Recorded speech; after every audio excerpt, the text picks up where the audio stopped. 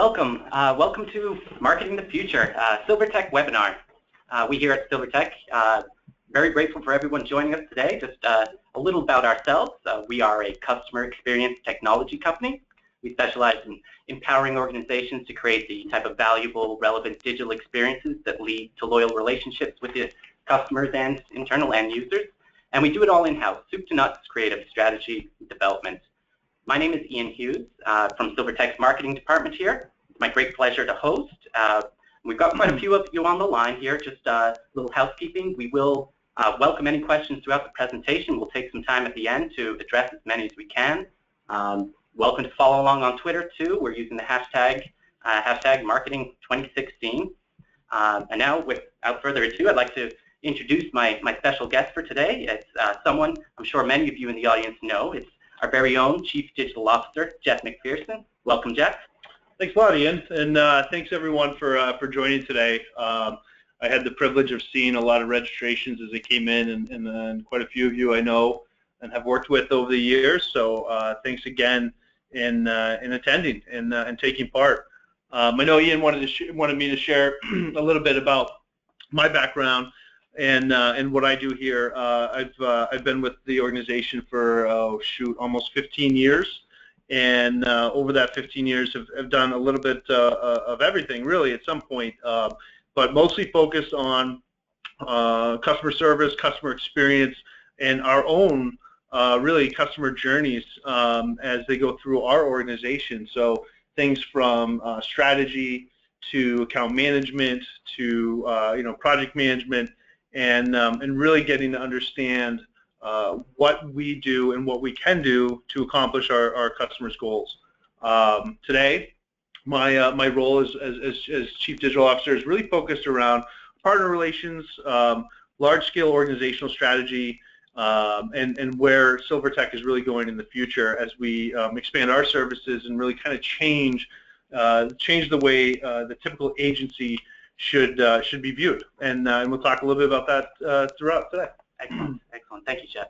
But let's get right into the presentation here. We're here today. We're here to talk about our survey results. We surveyed our contacts, which is a diverse audience of marketers, technologists, executives in a wide range of fields. We've got healthcare, utilities, manufacturing, technology, finance, tourism. Many of you here on the line. And we want to share what we found, the challenges and predictions for the new year. And I think what we found actually from the survey results is many of our intuitions have been confirmed. I mean, the future is here now. It's arrived. All of those promises we've heard about marketing technology. I think 2016 we're going to see them. We're going to see them delivered.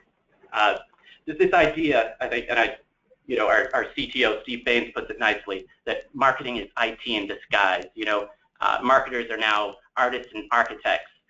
Jeff, can you speak to this idea that, that marketers need to be both creative and scientific, and what role you see the marketing department playing in a modern organization? Yeah, I think Steve Baines hit it right. Hit it perfectly, really, about marketing is IT in disguise.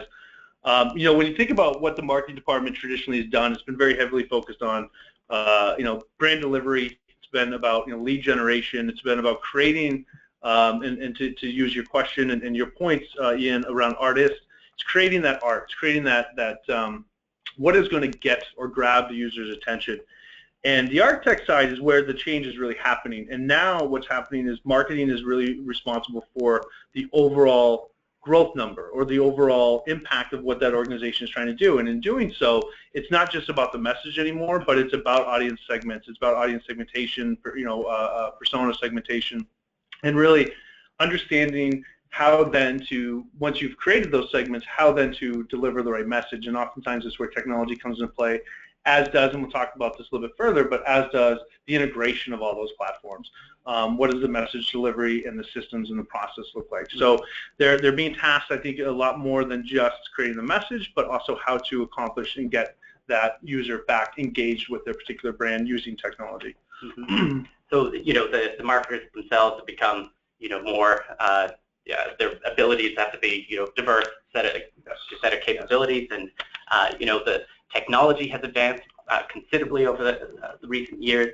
It's interesting to me, though, that we found that really, despite all the changes in how consumers and brands can interact, that loyalty still remains a key driver of purchasing decisions. I mean, engaged consumers buy 90% more frequently, spend 60% more per transaction. But how do you build loyalty? The answer, I think, is through valuable, relevant digital experiences. But then how do you create those relevant digital experiences for the individual? I think the answer we're seeing more and more is content. Our Aaron Presso, our Director of Strategy, said it very well. No matter how successful your users are at finding the right page through the navigation or search, or clicking on the right button due to a design with high usability, they will not have a relevant, personalized, and impactful experience without relevant, personalized, and impactful content.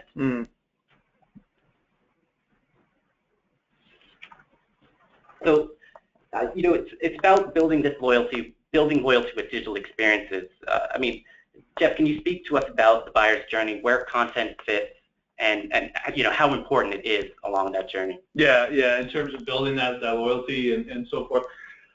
Yeah, so I think we're talking about is it really, can you really accomplish this in digital experiences? Can you really build brand loyalty? I mean, the answer is not only is it very possible, but it's critical, and it's what really is required, I think, going into 2016 and basically now, of how organizations need to start diversifying themselves and thinking a little bit differently and putting more efforts and impact on the digital side. And I know we've been saying that for like the last 10 years, right? Right. Every year it's digital, but it's more than just putting effort and time, but it's having the right strategies and thinking around how we're going to create these experiences. And so when you think of things like audience segmentation, and you think of how to create brand loyalty in digital experience or with digital experiences, and you look at your audience segmentation, you really need to look at also the content and the content types with it. So it's a combination of both. It's one thing to say, I know that I have these different segments of personas that might be in different spots within the journey, right, or in their buying decision. But it's also important to know of changing the content for each of those different places or each of those different segments. And so, I'll use an example of, think of a brand like, let's say, Trek, like Trek bicycles or Trek mountain bikes, right? So if you think of Trek, you have, a variety of different audiences, but you might have that weekender that likes to go out, likes to go for a ride with their family, his or her family, and maybe do a little trail riding here and there. And wants to buy a better mountain bike, right? And you compare that user versus the user that is a diehard that goes every week, maybe even during the week, every weekend, including during the week, and needs a new mountain bike, but knows Gary Fisher, knows Cannondale, knows Trek, knows who's out there. The content. So first of all, you have two different segments of audience, right? But what's really important is then the type of content you create for each of those audience types and where those audience types fall into the buying journey, right? So where I think a lot of organizations make mistakes is they create generic campaigns that go out and they hope to get both of those buyers with the same message, and that's not going to work. The diehard user really needs to see validation type content that Trek is still the cream of the crop. They produce the highest quality, they're the most durable, they're the lightest, and multiple conditions, I mean, you name it. But the weekender needs to they need to feel loyal to that customer. So how do you do that? You start with different messaging and you get them into a life cycle of content that over time starts to build up confidence in that particular brand. And that's really what the whole kind of lead to loyal digital life cycle is all about. And so it's about creating the right strategies, creating the right content calendars, along with the right audience segmentation. Sounds like a lot of work, but what you're really doing is once you create your segmentation and you create your not only your segmentation, but then you start to identify your content types. It's just sometimes it's a matter of just rewording content that's already in play and applying it appropriately. No content goes to waste. That's great, right. Let's take a look at some of the survey results then. Interestingly, a large number I found that consistently creating engaging content, that would be 16.67% of our respondents, fear that this will be very challenging in 2016. And no doubt it's partly due to the fact that there's so much out there. There's millions of blog posts posted every day, and many of them all implementing the same tactics, the same, keywords research, and trying to get the content out through the same channels. It's harder and harder, I think, to get your message to the right person. The consumers are actively making decisions about what it is they do and they do not want to see, I think, and I think we're seeing the response perhaps is that we're outsourcing a lot of our content creation. We're outsourcing design, we're outsourcing social media. But I fear with outsourcing that we might end up with this templatized content, that, and I don't think there's a right content algorithm, as we see here, 45 million monthly active users of ad blocking software. That's a 50% increase from over the previous year. So I think it's clear that simply purchasing one-size-fits-all template content is not the way to go. I would definitely agree with that. So Jeff, do you think, is there too much content out there? Is that the issue? Are consumers experiencing content fatigue? And how do we as marketers, how do we create the right content? Right. So it's a tricky question. In a way, is there too much content? No. But how content is delivered and how that content theme or how you're addressing your various audiences, I think there are definitely areas of improvement there. And that's the key, right? Is that you can create too much content if you're generically blasting all your users, all your audience types, all your persona types, however you want to segment out, right? The same message, and you're just trying that. You're trying to deliver. You're overproducing content in hopes that one of those pieces is going to hit this audience type, and then one of those other pieces is going to hit this audience type, but they're all receiving the same piece. That's definitely a scenario of over-content delivery, right? But when you start to create the right strategies, segmentation, and calendaring of content delivery, you start to then deliver the right message to the right person at the right time, and that person or that group does not feel like they're being over-marketed to or over-delivered. The mistake you make is when you try to mass market your entire group with the same messages over and over again. And I think what's really important when you talk about content creation is that marketing and sales needs to be one in terms of understanding your funnel and understanding where different groups are within that process of your organization. Because if you don't have that communication and marketing is handling it 100%, you're going to kind of cross paths a little bit, sometimes for negative, in negative ways, if sales starts to then involve themselves too early within that sales cycle or that funnel as you're marketing to your consumers or you're talking to your customers. So, I think the calendaring and understanding what your sales funnel and your pipeline looks like in terms of content delivery is going to be important for the organization to understand, so that way everybody's on board with who you're talking to, when, and with what message. Right. I think back to your point there. I think what we're seeing is ad blocking is not a response to the right content. That's right. It's a response to that blast, that kind of blast. That's right. Trawl fishing approach of just casting the net out there and just dragging it back in and seeing what you catch. That's exactly right. Right. And there's far too much of that happening, and so unfortunately, you're playing a game against what the market has kind of self-created. Right. And so it's up to us as agencies or consulting firms or content creators and marketers to make sure that we start to kind of right the ship a little bit, because people, whether they tell you or not, they want to be marketed to. That's how we live. Right. That we want to read content, we want to buy things. It makes us feel good.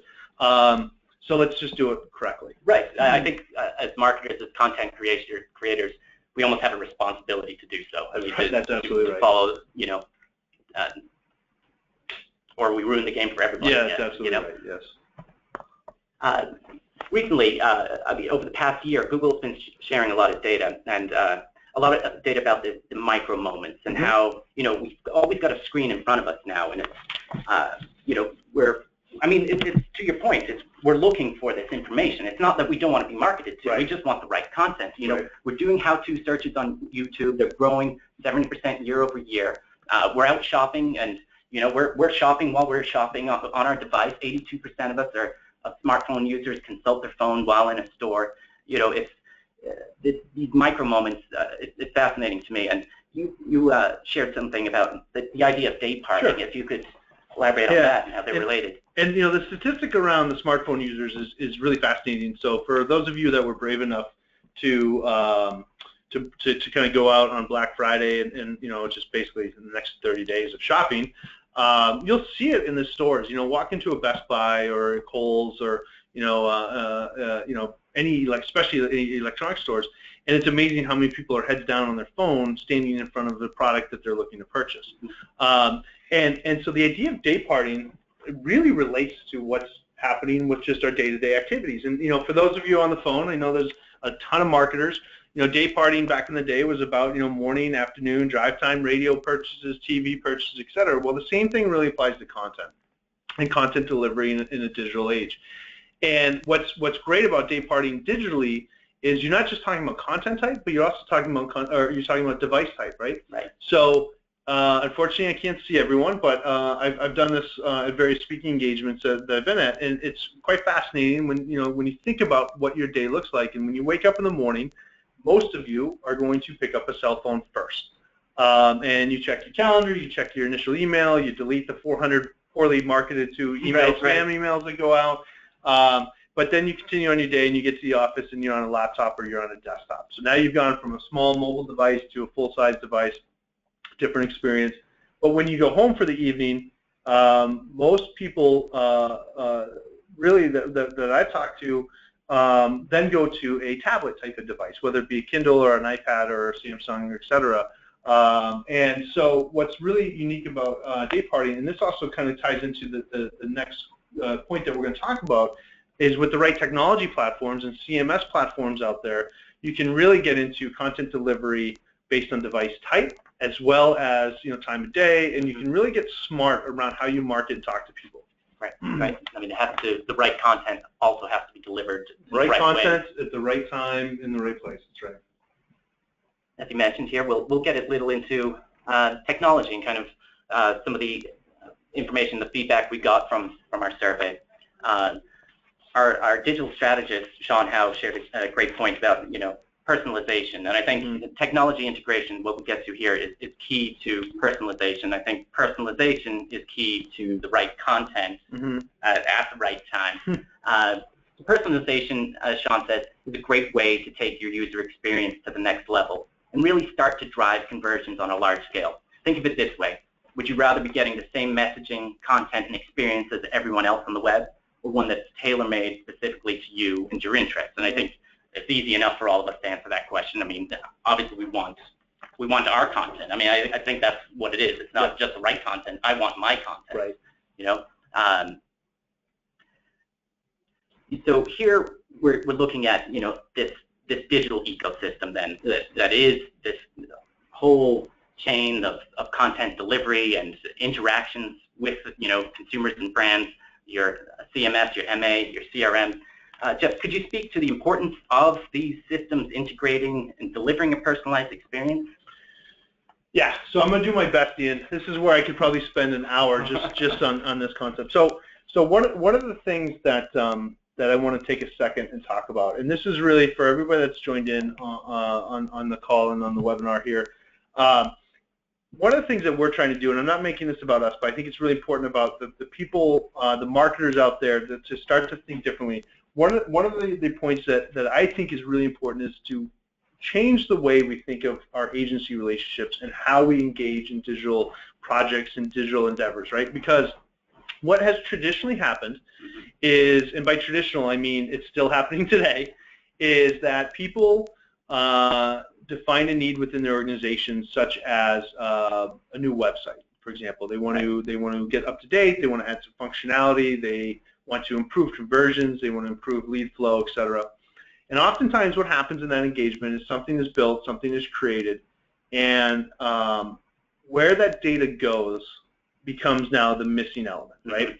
So when you think of any type of business ecosystem, and this slide is a great presentation of that, there are three core components that we feel apply to what SilverTech has created of this lead to loyal idea.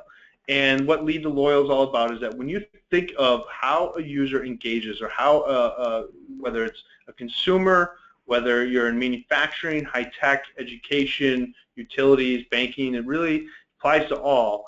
They're going to engage with you at some sort of digital brand experience, oftentimes a website or a landing page, for example. And the idea is to capture that user, right, and get them into some sort of internal system. And that internal system, what we know today, is a CRM, a customer relationship management type tool. And so CRM being, Salesforce.com, Microsoft Dynamics, there's several out there. Those two being probably two of the largest. And then what do you do with that data?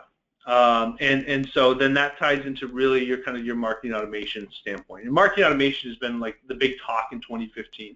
But when you take those three components, oftentimes your traditional digital agency or your traditional agency looks at one of those components. Right. They don't look at the whole life cycle of that customer journey. Mm-hmm. And that's the missing piece, right? Because once you start to figure that out, and you can start to integrate those layers, now you're getting somewhere on problems that many organizations face. Those problems being, what do I do now that I've created these leads?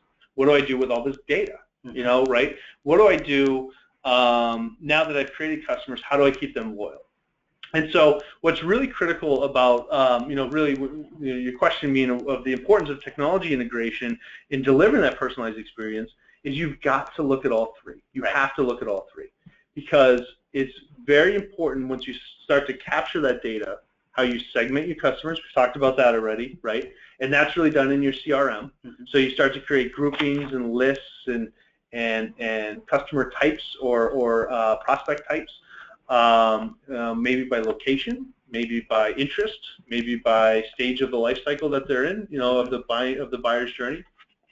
The CMS, the content management system, really allows you to start to then take the data in your CRM and how do you display content up? How do you start to, when that particular user comes back to your digital experience, mm-hmm. what are you presenting to them? How are you engaging with them? And then when you think of marketing automation, you really think about that as your loyalty piece, your loyalty piece or your lead creation piece of, let's now create, what does our funnel look like? What is the stages of each of those personas look like to get them engaged with my brand? So it's really thinking differently. Now, what's great about this is when you look at these three pieces, you can still go about just doing that web revamp, right? It doesn't mean you have to tackle all this at once. But oftentimes, and I would venture to guess everybody on the phone has experienced this with their own vendor, that during that strategy phase, it's very important for not only the agency, but the organization to be on the same page of where does that data go that's collected, right, and what are they going to do within the future?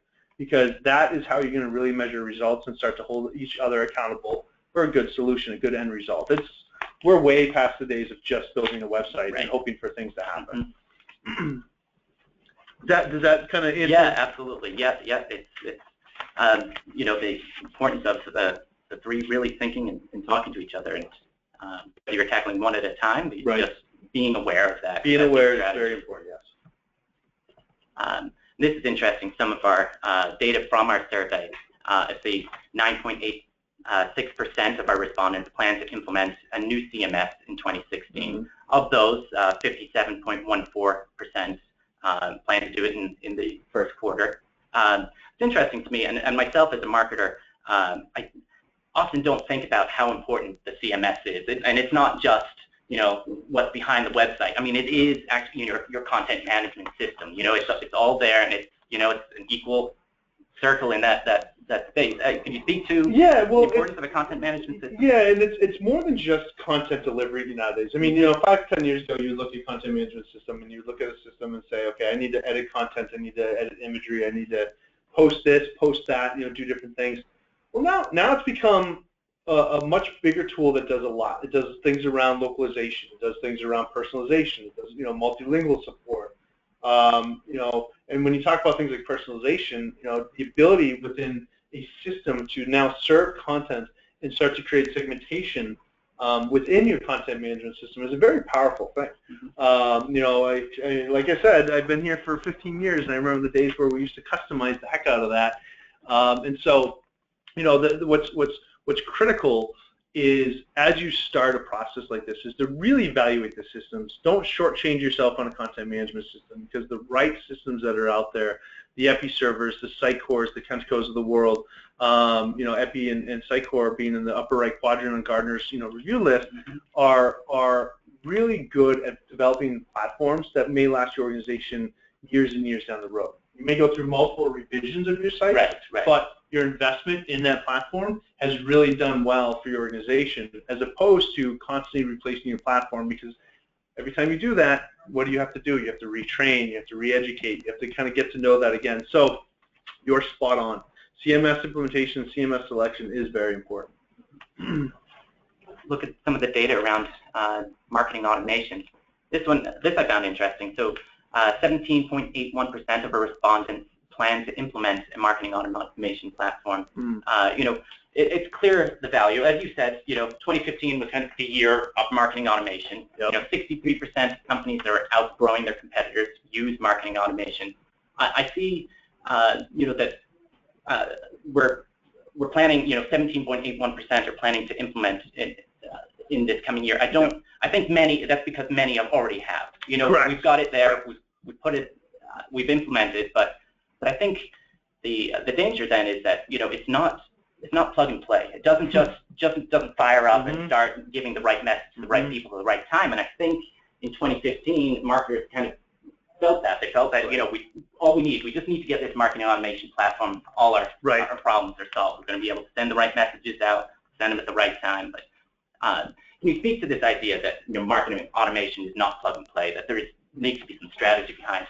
Yeah, and the point is extremely valid, extremely important around plug and play. And this is actually, it's a point that every partner that we work with faces. And I'm referring to HubSpot, I'm referring to Pardot, Eloqua, Marketo, which is customers get on board with the idea of an investment into this, and they subscribe to the theory of what marketing automation is. And marketing automation is not going away. No. It's only going to get bigger, and it's only going to get more, common core, throughout the kind of the space. But the difficulty is that there are platforms out there, and HubSpot being one of them is a very easy platform to get to understand, right, and get to concept. But that's not what marketing automation is. Marketing automation is and when you think of inbound, and HubSpot created the term inbound, and they ran with it, and I love it. It's a methodology, and it's an idea, and I think what people need to understand is that the purchase of the platform is the basic part. It's now how are you going to leverage it, and how are you going to leverage the power within that platform to accomplish your goals. And so goals is an interesting thing. That should be the first thing you kind of start off with. Right. What are you trying to achieve, right? And what are you trying to accomplish by this investment? And once you do that, then it becomes how big is your organization? What are you trying to achieve? What is the frequency? What type of rules do you want to place? So we talked about audience segmentation. We talked about what does your audience look like? How big is that audience? Right. Segmenting that audience. What type of content types are you going to do from a delivery standpoint? And once you start to define that along with your organizational goals, now we can start to take a look at, first of all, what platform is actually right for you. Right. So before you even jump into a platform selection, you want to make sure you get some key basics, because one platform over another could be completely different, even though on the outside of the box, per se, they say the same thing. Right. And so, there's things like volume issues, there's frequency, there's rules, there's kind of, integration, with other key internal systems of your organization. So there's a few things to think about. But then, to really get to the point of beyond plug and play, what needs to happen is it's really important to kind of map out, what do the workflows look like? What is the overall content strategy of the organization? What are we trying to achieve? And what does that calendaring look like? When are things going to get triggered? Is this tying into a CRM? And again, I mentioned this earlier, but where a lot of organizations kind of skip is that partnership with their sales team. And having that partnership with their sales team is a very critical component to this, because you want to understand that when certain things happen within the kind of triggering system of your marketing automation strategy, when does sales get involved? And then what triggers do they create to go back to that marketing automation platform, then to resend and get them back into that calendaring of content delivery. So yes, it is not something you just buy, Right. plug in and turn on. But at the same time, when you go through that process, it should, by all I guess all theories, right? It should be very simple to understand as if through your organization. So then, because now you're basically once you've done this correctly, now it becomes okay. I'm tasked to write content, and I'm tasked to write these pieces of content at these times. Yep. That becomes the easy. I'm talking to a writer, so I apologize, Ian. No. But I say that's the easy part, and you know that I am not a writer, so it's easy for me to say that. No, and I think to your point, it's not just implementing a platform. It's implementing an entire philosophy. Correct. You've got to consider the relationships with sales and all of that, because on the surface, they're not that difficult to use. And it's easy enough to follow along. But again, it's just this idea that you can just fire it up, plug and play. So I think what we'll see though is that we'll see marketers really dig in to try and improve the return on investment in marketing automation in 2016. Yes. So it's arrived, it's here, 2015. We all know it, we believe it, but 2016, I think it's going to finally mature, and it's finally going to really push content. Yeah, we're seeing this here at SilverTech too, which is we're running into a lot of organizations that have actually selected a platform. They've tried to do it in-house, but it becomes complex because a lot of times it's not always the complexity. It's having an outside, and whether that's us or anybody really, it's having an outside partner help rein in the various groups that need to be part of it and help kind of just create some direction and create some strategy. So even at that level, there are some very simplified ways to kind of rethink how you're handling marketing automation, inbound marketing, and so forth. Back to what we talked about a little bit previously around technology and platforms. One thing I didn't mention is when looking at marketing automation, if you are looking at a content management system as well, there's a lot of systems out there that do some basic marketing automation function as well. So, again, it's why it's important to look at all three segments no matter what, because it's not always about building. Sometimes it's also about efficiencies and scaling, and maybe it's a reduction of systems. There's a lot of organizations that maybe don't need 4 or 5 different platforms. They can consolidate into a system that accomplishes their goals. It's really, I think it's really important to kind of look at all aspects of the organization that from a customer outreach perspective. Let's dig in and we'll talk a little bit about analytics and data. We've got some very interesting insight here from our survey, and some more insight here from Erin Presso, our Director of Strategy here. As she puts it, as we sit with clients to help prepare 2016 digital marketing plans, we recommend that they do not rely on a single Google Analytics data point to make a business decision or to validate spend. We look at trends, multiple data points, and indicators together to truly get the real story, so that we can trust that the data is actually telling us the truth. I think this idea of vanity metrics is finally it's dead now. And I think we can see as marketers, 9.59% of us fear that effectively utilizing analytics to drive business decisions will be very challenging, and I think that's correct, but I think it's because of things like vanity metrics, and I'm talking say like a YouTube video. You might say that because I got 10,000 views, well, that was an entire that was successful, and I can report to my bosses that my video was so great. But if everybody drops off after 2 seconds into your video and there's no engagement, you're not actually digging in. You're not looking at the right data. This is my favorite thing. Yeah, I'm happy to see this. So how can business leaders, marketers, everyone effectively use this data? We're so afraid of this big data. Could you speak to? Yeah, so big data, and we do a lot of work here with utilities, and big data is a very, very popular thing, movements, trend, however you want to call it, and in simplified terms, it's looking at customers' consumption of energy, how they're using it, when they're using it, when things go on and off. And you can go down to TV utilization and what does that do to the grid, and it is obscene the amount of data that is collected. Now, That applies to multiple industries. I mean, it's not just utilities, where big data is the thing now of like you need to watch analytics, you need to capture data, you need to do this, and this, and then you can make smart business decisions. Right. Well, the problem is that's all great if you knew exactly what to do with that data. Right. You know, capturing data is easy. Mm-hmm. We've got that down. We've got that down. What to do with that data is a critical part. And so I personally hate the term big data. I don't hate the term. I hate the idea of influencing customers to spend on big data, because even if, as a consultancy, we can kind of take that big data and put a plan together, most organizations are not established or not set up to then be able to act against it. So, you know, my recommendation is to take big data and really break it up into small chunks, usable, measurable, manageable chunks within that organization. That's where it really becomes a partnership with whatever company or organization you're working with. And what I mean by that is that you may have 20, 30, 40, 50 different sets of data points, you know, but if your overall goals within that organization, within that particular measurable activity is to accomplish a certain set of things, you know, what are the truly important pieces that have an impact in terms of increase in performance or increase in conversion or whatever it might be, and let's only really focus on those pieces until you can start to manage that through and start to add more complexities to it. Because what we see time and time again is organizations throw all this stuff at once and then simply don't know how to manage it through.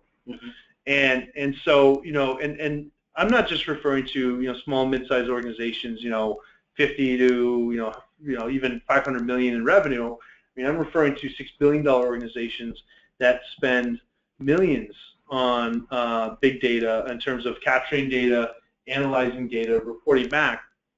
But what they actually act on is 4% of that, 5% of that. And so, you know, what you're doing is you're just overwhelming the business, and you're overwhelming your team and your staff on things that they simply can't handle. Right. So, you know, some part of me says, let's go back to the basics. What is your organization trying to do? What are you trying to accomplish, and what are your goals? And then let's take a look at, yes, big data. Right. Filter out the things that aren't going to have a major impact or an impact at all on what you're trying to accomplish, and start to consolidate down into smaller chunks that we can then act on and move forward with. Interesting. As you were speaking there, I love the idea of that small, you know, almost small data is more important than the big data idea. It makes me think back to the last election. We're coming up to the election cycle again, and the idea that, you know, Nate Silver was able to kind of, you know, call that election before the election day, and it wasn't big data. It was that he hammered down into each constituency and got the, you know, the relevant, actionable data right down to the individual. It's you know, it's getting those small pieces and then making the right decisions, the right insights from those, and not spot on. And you and I both know how much data was probably surrounding that. Right. You know, and it was literally just push a little to the right, a little to the left, focus on what was important, and that's how you're able to make that decision. That's exactly right. So, you know, I really value this conversation. I think you've shared some great insights. I hope, you know, on the phone we've shared some valuable insights to our attendees. Certainly welcome to type in any questions. We've got a little bit of time. I think some of the key takeaways that, you know, we've shared is personalization, you know, digital experience is more important but challenging. You know, marketers themselves have more demands on their time than ever. Many will be outsourcing important pieces of their work in 2016. We talked about how we get to personalization. It's through these kind of this well-oiled machine, the integration of CMS, MA, CRM, and then too, you know, we talked about looking at kind of the true data, the actionable data. Any other kind of takeaways you want to share, Jeff? No, I think we've definitely touched upon it. I mean, I think the last thing that I would say is to really not be afraid to explore beyond the norm, and really think through it, and really think through how your organization is structured, and build that relationship between marketing and sales. I think it is absolutely critical, and by building that relationship between marketing and sales, I think it forces you to look at your CRM practice. It forces you to look at how your digital assets are being managed, i.e., you know, CMS. And it forces you to look at any type of content delivery system and process you have in place, marketing automation tools, for instance.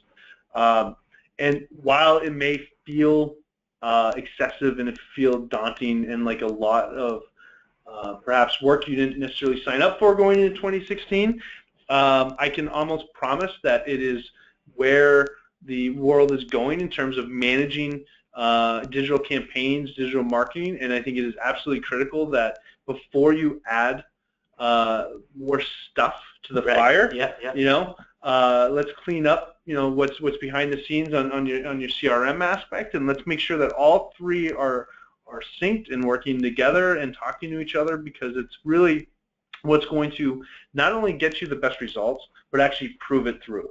Because without doing it, it's impossible to prove it through. Because there's always going to be a reason why something perhaps did not work, whether it's the data wasn't filtered correctly, it wasn't segmented correctly, or we weren't delivering things correctly or at the right times or to the right people. And I think this really forces a very coherent, very synchronized philosophy around how you handle digital communications and digital marketing. I love these words from Steve Baines, again, our Chief Technology Officer. Share these, and we'll then check and see if we have any questions. But Steve says, with tremendous technology horsepower at their fingertips, marketers need to find creative, innovative ways to harness that power effectively. Really, the hard stuff is getting harder. 90% of the world's data was created in the last 12 months. We hear this over and over again, and that's accelerating. Yes. I think 2013, that figure was 90% in the last 2 years. Right. And I think 2 years from now, it'll be 90% of that data was created in the last 6 months. So the challenge is turning that data into action. And it goes back then to create the best user experience possible. That's what it's all about. It's the user experience, user, and delivering that right content, right time, my content on my time. So let's take a look, see if we have. Just give us a minute here. So Jeff, here's we do have a few questions that have come in. Jeff, if you could provide one piece of advice after today, what would you suggest a company focus their marketing efforts on in 2016? Well, I mean, I think the webinar, the focus of the webinar today is definitely it. It's a good question. It's a tough question because I think a lot of what we talked about today around content, around delivery of content, the right segmentation, the right not focusing the same message to everybody. You simply can't do that anymore. I think I think this might not be a fair way to answer this. I think that is a must do. We are so far past the need to do that now that you have to be doing that. The recommendation would be to take a step back and actually analyze before you invest heavily into a particular one of those three silos that we talked about or three components that we talked about, is to really think around how your infrastructure is set up, what systems you have in place, and the relationship between sales and marketing, and how you guys are connected and how your organization is working through that. Here's another one. Excellent answer there. But what does the company need to do to make sure they're picking the right CMS for the business? So the best advice I would give is to whoever your vendor, whoever you're working with, is a lot of times organizations such as ourselves will do basically vendor reviews based on a variety of different things. One being what are your organizational goals? What does your organization look like from a content contribution, editing, publishing type of requirements look like? Is there e-commerce involved? So a lot of times the best way to handle that is to basically have either a vendor review session where we'll put together a very brief strategy around kind of what are you trying to accomplish, and then bring maybe 3-4 of the right type of companies in to present, because a key component to the right solution is can it do what you need it to do, and will it scale, but also how does that work with your internal organization from an ease of use, from a user interface perspective, workflow perspective, and the best way to do that is to really see them up close and bring them in. Mm-hmm. So. Yep. One thing we didn't touch on this too much, but the question we got was about social media. If my focus is on social media, what social media channels should I focus my attention on? Well, it definitely depends on I guess your industry. I mean, when you look at who's growing, it's interesting to see, like, for example, Instagram is one of the fastest or I should say most adopted platforms from a business perspective. Snapchat continues to climb. I think Facebook now and Twitter have kind of become just the norm, right? Yeah, right. And so, there are platforms now, for example, like Periscope. If you're a thought leader in your industry, if you're B2B, for example, and you're really trying to get other businesses and organizations and you're providing, webinars like this one. Right. And unfortunately, we have not done this, but in the future will be, opening up a Periscope channel, getting some engagement, getting some brand recognition through that. We have actually a few users here, a few employees here that are very tied in politically and have been actually attending some of the rallies and so forth and have been using Periscope to broadcast that. Yeah. And while it's completely disconnected from what we do, it's a great way to connect to the brand and who we are as an organization. So, again, it's tied to what are you trying to do as an organization. Right. I think that's the overarching theme of what if it's a social media channel or if it's a system, a platform, it's what you're trying to do. Let's answer that question first. You touched on B2B there, and we just got in this question.